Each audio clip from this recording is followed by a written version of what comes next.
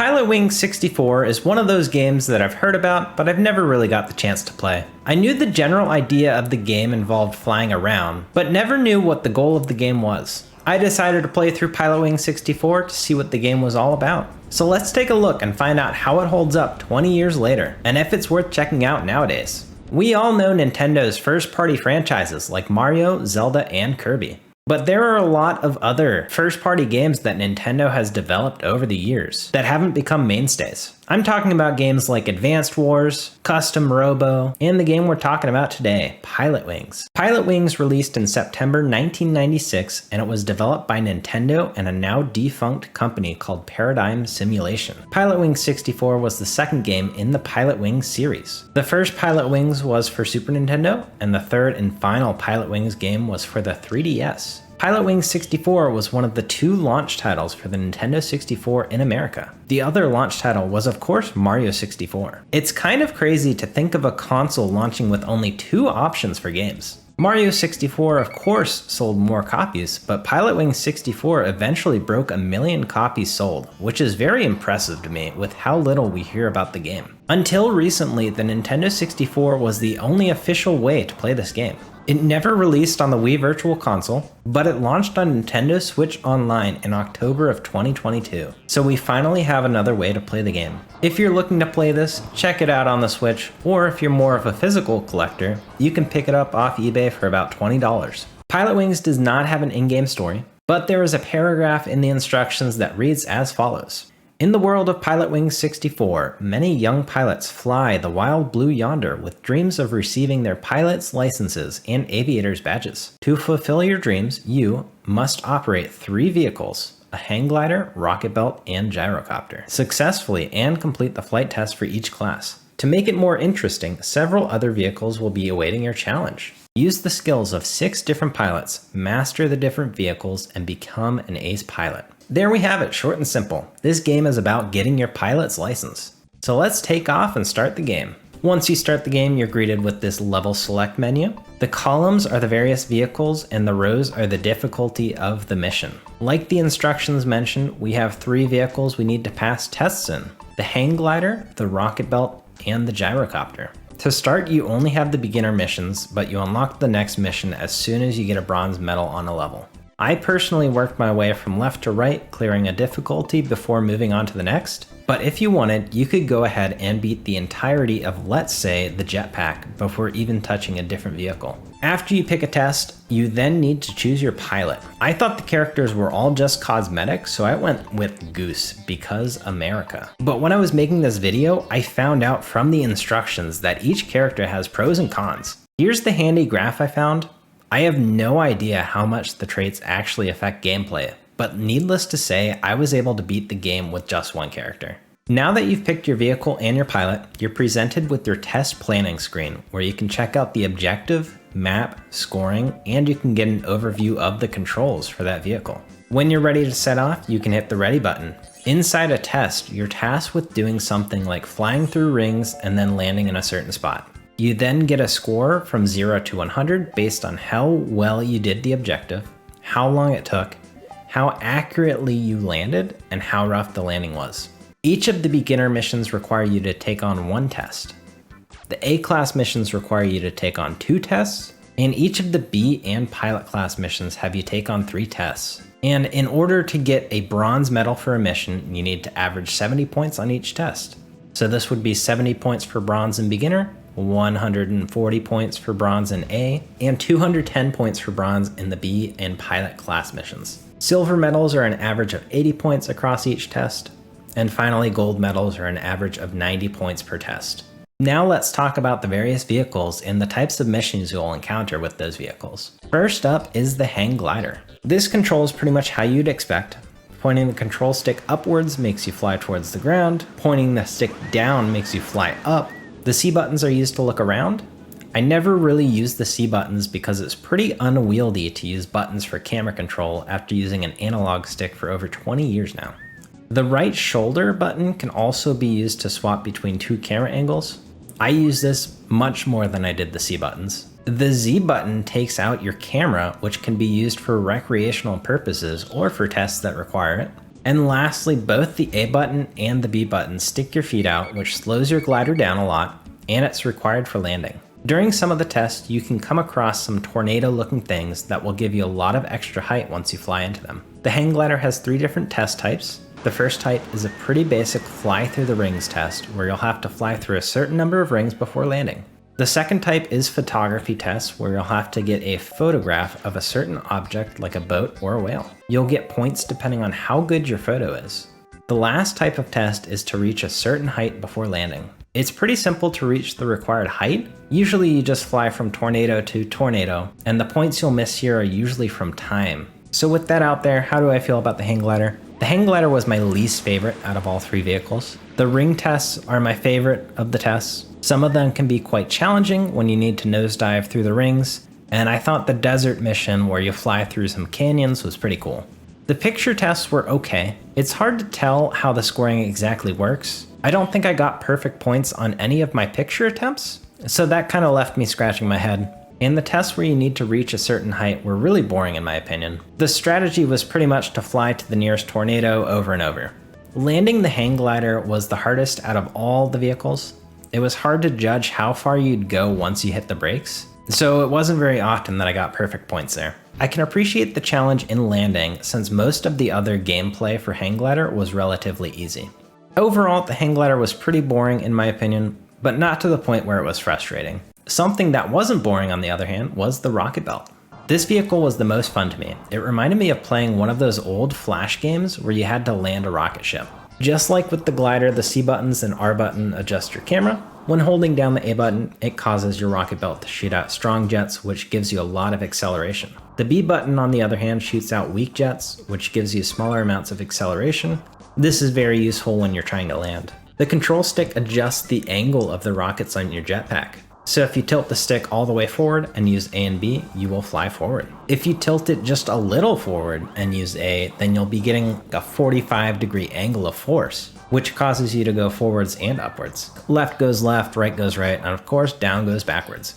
Lastly, the Z button is for braking and hovering. I actually never realized this until after I beat the game. I'm sure it would be very useful when trying to land, but it's not necessary. The rocket belt has 4 test types. The first test is flying through rings, just like the hang glider. The second test type has you pop balloons, and sometimes the balloons will spawn smaller balloons that you need to chase down. Each of those balloons popped is worth points. The third test is kind of like Rocket League, where you need to use your rocket belt to fly into a giant ball and get it into a designated zone. Scoring on this one is 100% time-based. You don't even have to land on that one. The last test type requires you to land on a sequence of very small platforms. This one is probably the hardest of the rocket belt tests because you can lose points if you have a hard landing on any of these platforms. I thought the rocket belt was very fun. There was one test where you had to fly through a cave that I thought was really cool. The tests where you had to land on a bunch of platforms were challenging, but still fun. I found myself circling the platforms a few times to land just right. I imagine this would have been easier if I knew about the hover button. The biggest issue I had with the rocket belt was during the Rocket League-esque tests. It was very easy to lose track of the ball.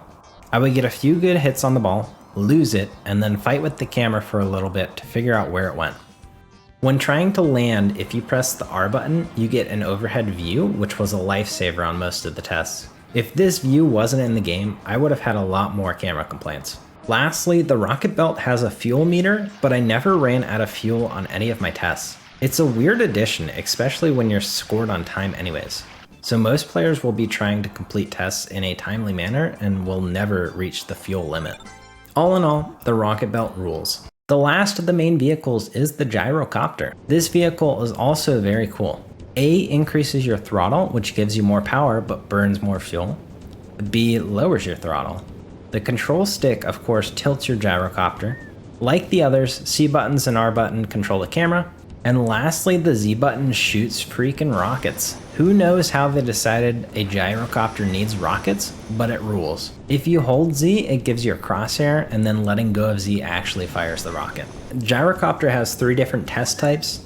Of course, there's the flying through rings test we've seen on the other vehicles. There's a test where you need to shoot targets or balloons with your rockets, and these have no points for rocket accuracy, so fire away. This test reminds me of the submarine minigame from Mario Party. Lastly, there's a weird boss battle test where you need to shoot a giant robot named Mecha Hawk a few times with the missiles. Odd, but I dig it. When you land in the hang glider or rocket belt, you're aiming to get a bullseye on a giant target. When you land in the gyrocopter, on the other hand, you actually need to land on a runway, which was a cool change of pace. I thought the gyrocopter was very fun. It was probably my favorite vehicle of the three, and a good challenge. I don't really have any complaints about the gyrocopter. My compliments to the chef that cooked it up. If I had to complain about anything, it would be that it has a fuel meter and I never ran out of fuel, just like the rocket belt. But that's me being picky. It didn't really affect my playthrough in any negative way.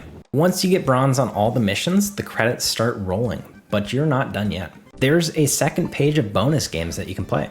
At the top, there's this Birdman mode where you just fly around the islands in a weird bird suit. There's no objectives here. It just lets you sightsee. If you wanted to explore the islands more, I guess this would be a good way to do that. If you get silver medals on all of the A-class missions, then you unlock the cannonball missions. In this mode, you get shot out of a giant cannon and try to score points by getting close to the bullseye. You can adjust your angle and direction, and then shoot yourself out by timing your A press with the power meter. It's kind of like taking a shot in Mario Golf. This mode was kind of fun, but there's no randomness in the wind or target placement, so once you figure out the right angle and power, then it loses its replayability. If you get silvers on all the B-class missions, you unlock skydiving.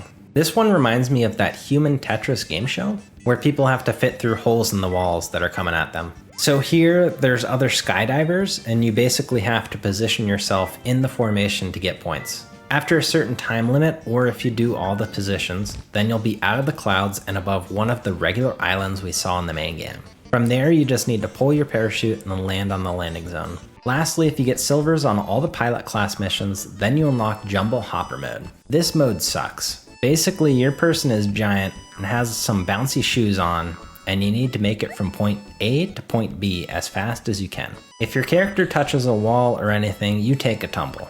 It's really frustrating. I don't know if it's worth unlocking this mode. All in all, these bonus modes were fun to play around in, but I was kind of bored with each of them by the time I was taking on their third levels. And that's about all Pilotwings has to offer in terms of gameplay. The world of Pilotwings felt kind of boring.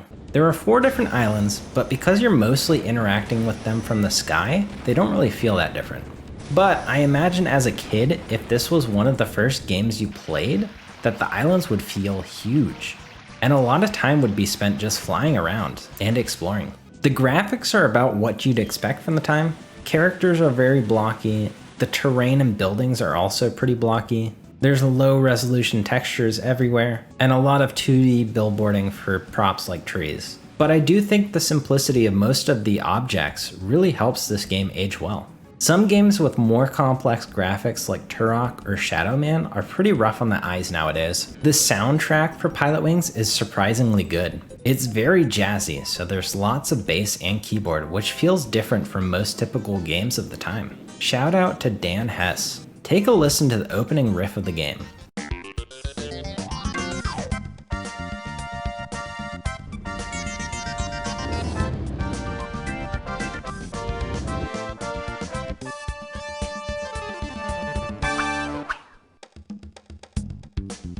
It's so good. So with all that said, do I think you should check out Pilotwings in 2023?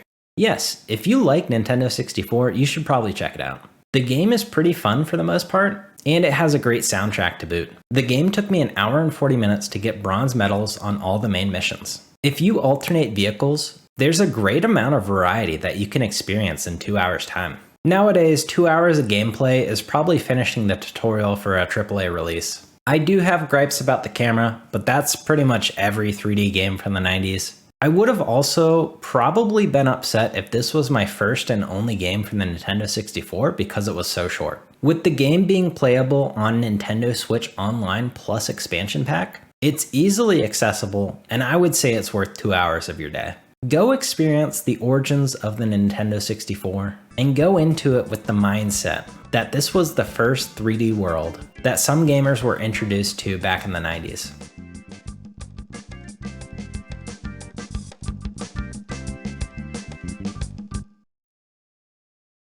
I'd like to thank you for watching. If you enjoyed the video, please like, subscribe, and leave a comment. Let me know what you want to see next. I think I'm planning on reviewing Wave Race 64 next. Other than YouTube, you can find me on TikTok, Twitter, and occasionally Twitch. Until then, let's keep gaming, and I'll catch you in the next one.